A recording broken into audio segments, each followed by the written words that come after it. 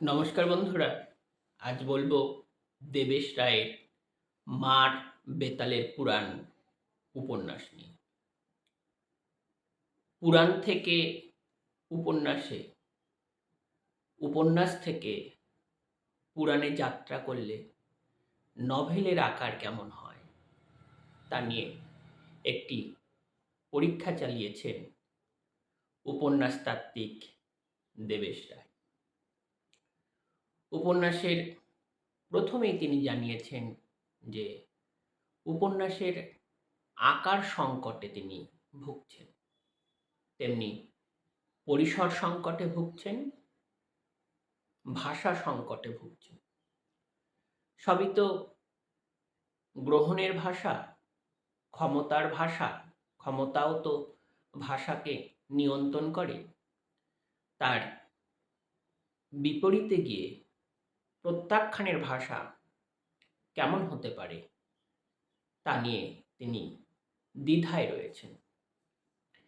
উপন্যাসের আকার সংকটে ভুক্তভোগী হওয়ার কথা ভাবতে ভাবতে কোন ফর্মে উপন্যাসটিকে চালিত করবেন এসব নিয়ে মগ্ন হতে হতে বহু বিস্তীর্ণ পথে উপন্যাসের কাহিনীকে ছেড়ে দেন। আধুনিক সময়ের উপন্যাস আধুনিক সময়, আধুনিক জীবনের মতনই জটিল ভাষ্যে অবতীর্ণ হবে। একমাত্রিক পথের বদলে তা বহু বিস্তীর্ণ পথে এগিয়ে যাবে এবং অস্তিত্ব, সত্তাসহ আধুনিক সময়ের পুঁজিবাদ, ভোগবাদ, রাজনীতি, রাষ্ট্র, ক্ষমতা সমস্ত কিছু নিয়ে সে একটা বীক্ষণ চালাবে। দেবেশ রায় এই বহু বিস্তীর্ণ পথে উপন্যাসকে ছেড়ে দেন। উপন্যাসের সূচনা হচ্ছে বুদ্ধ ও তার শিষ্য পিণ্ডলকে সামনে রেখে। সামান্য পরেই চলে আসে বিক্রমাদিত্যর রাজসভা, মার বেতালের কাহিনী। এগুলি খুবই স্বল্প পরিসরে এবং সেখানে মৃত্যু, মৃত্যুর দর্শন, মৃত্যু চিন্তা, মৃত্যুকে নিয়ে কল্পনা, মৃত্যুর রাজনীতি এসব থাকতে থাকতেই তিনি কাহিনীকে ভিন্ন দিকে ভাসিয়ে দিচ্ছেন। তত্ত্ব থেকে উপন্যাসে, আবার উপন্যাস থেকে তত্ত্বে যাত্রা, এই দ্বিবিধ পথে উপন্যাসের কাহিনীকে তিনি নিয়ন্ত্রণ করছেন। এক দম্পতির সন্তানহীনতা, এইডস আক্রমণ, সন্তান অ্যাডাপ্টের সমস্যা, সাংসারিক কলহ, যৌনতা নিয়ে পুরুষতান্ত্রিক ট্যাবু ইত্যাদিকে সামনে রেখে তিনি জগৎ ও জীবনের, সময়ের বহু জটিল কাহিনীতে উপন্যাসকে এগিয়ে নিয়ে যাচ্ছেন। সেখানে সংবাদপত্র, সংবাদপত্রের কাটিং, বিচ্ছিন্ন বয়ান, টুকরো খবর, চরিত্রের যুক্তি, প্রতিযুক্তি, প্রশ্ন উত্তর ইত্যাদির মধ্য দিয়ে তিনি উপন্যাসের আকারকে কিভাবে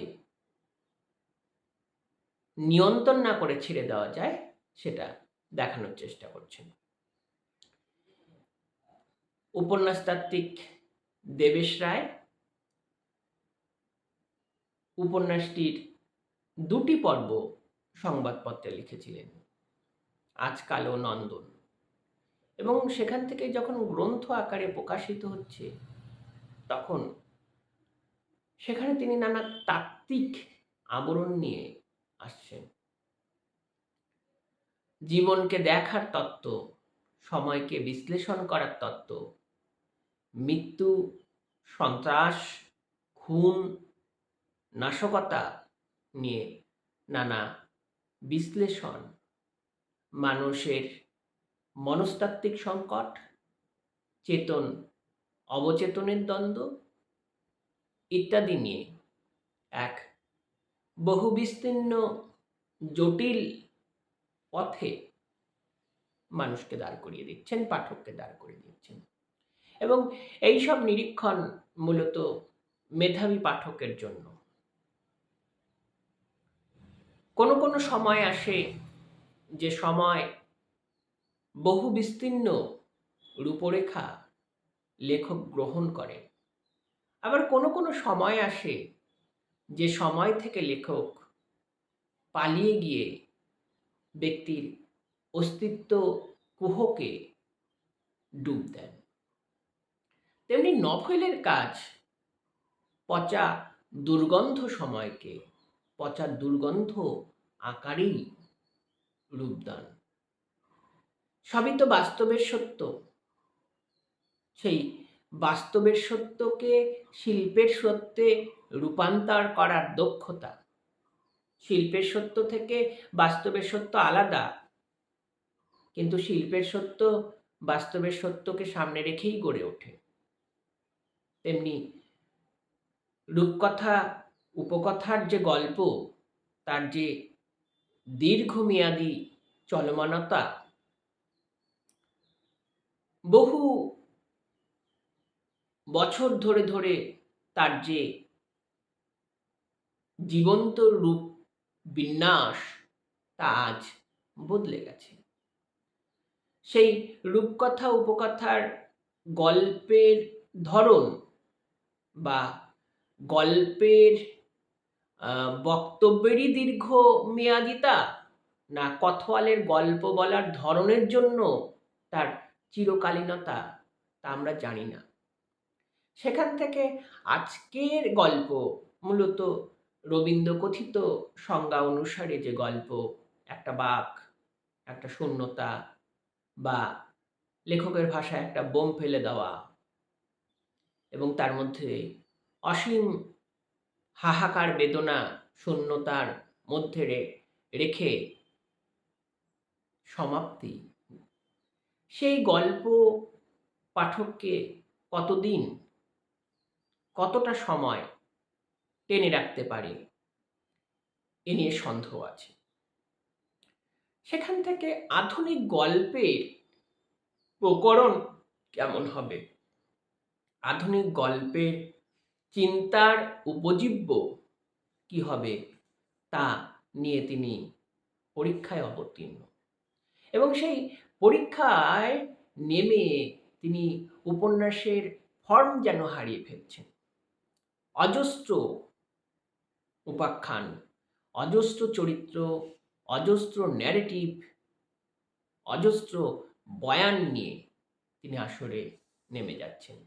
সেখানে পুরাণ আসছে, পুরাণের চরিত্ররা আসছে, পুরাণ থেকে বাস্তবের প্রেম, প্রেমহীনতা, সন্তান, সন্তানহীনতা, বাবরি মসজিদ থেকে গুজরাট দাঙ্গা, কর্পোরেট পুঁজি থেকে ভোগবাদের জীবন, দেশ থেকে মহাদেশ, বিশ্বায়নের কবলে বৃত্ত কিভাবে প্রসারিত হয়ে যাচ্ছে, এবং বৃত্ত যেখানে প্রসারিত হয়ে যাচ্ছে সেখানে ব্যক্তির মানসিক সংকট, নিঃসঙ্গতা তত বৃদ্ধি পাচ্ছে। এই সমস্ত অজস্র বিষয় নিয়ে নিবিড় ডিটেলিং করছেন এবং দেবেশ রায়ের সেই অনবদ্য গদ্য ভাষায় চোরা বিশ্লেষণ চালিয়ে যাচ্ছেন এবং একটা করে ন্যারেটিভ গড়ে তুলছেন। সেটাকে আক্রমণ প্রতি আক্রমণ, যুক্তি প্রতিযুক্তির মধ্যে দিয়ে তিনি নিজেই ভেঙে দিচ্ছেন এবং সেখানে প্রতিবেদন ধর্মিতা আসছে, সংবাদপত্রের অজস্র কাটিংকে তিনি এনে উপস্থাপন করছেন এবং এসব করতে করতেই কখনো পুরাণে চলে যাচ্ছেন, বিক্রমাদিত্যের রাজসভা, মার বেতাল ভর্তহরির উপাখ্যান, তাদের রাজ্য ত্যাগ, সেই রাজ্যের আদর্শ, ভণ্ডামি, স্বামীহীনতা, স্ত্রীহীনতা, সমস্ত কিছুকে সামনে রেখে আধুনিক জীবনের গল্প বলছেন। কাঠামোটা পুরাতনের, কিন্তু তার বিষয় সবই আধুনিক জীবন চেতনার, আধুনিক সময়ের জটিল ভাষ্য। আবার কখনো কখনো খুব সহজভাবেই সেই পুরাণকে প্রত্যাখ্যান করে বর্তমান সময়ে এসে যাচ্ছেন, এবং সেখানে ফিল্ম স্টার থেকে আন্ডারওয়ার্ল্ড এবং বিশ্ব রাজনীতি, সিনেমার তত্ত্ব, সিনেমার বয়ান, সিনেমার রাজনীতি থেকে ব্যক্তির দ্বিধাদ্বন্দ্বময় সংকট, ব্যক্তির দোলাচলতা, ব্যক্তির দংশনময় অবস্থা ইত্যাদিকে নিয়ে অস্তিত্ব এবং সত্তার সংকটে তিনি অবতীর্ণ হচ্ছেন। এবং ঘটনা পরম্পরায় এর চিত্র নয়, এর একাধিক বয়ান, একাধিক এপিসোড, এবং সেগুলোকে মেলাচ্ছেন। এবং এ সমস্তর মধ্যে পাঠক কোনো সমান্তরাল কাহিনী পাবেন না, আবার সবগুলি মিলিয়ে মিলিয়ে একটা কাহিনী দাঁড় করিয়ে দিচ্ছেন। এবং পাঠকের সামনে তিনি যেন পরীক্ষায় বসেছেন এবং পাঠককেও পরীক্ষা করে নিচ্ছেন, যে পাঠকের মেধাকে পরীক্ষা করে নিচ্ছেন যে আধুনিক উপন্যাসের টেক্সট কেমন হতে পারে। দেবেশ রায় এই আখ্যানে যে কাজটি করেছেন তা হল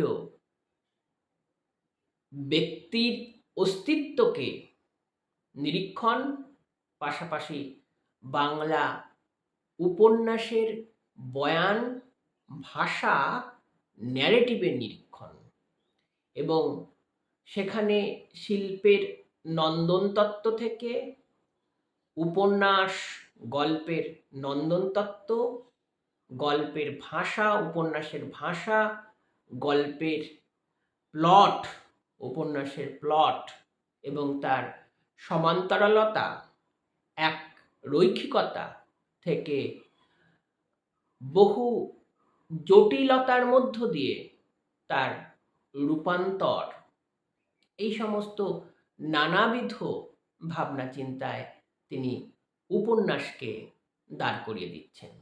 আপনারা পড়ুন, আশা করি ভালো লাগবে।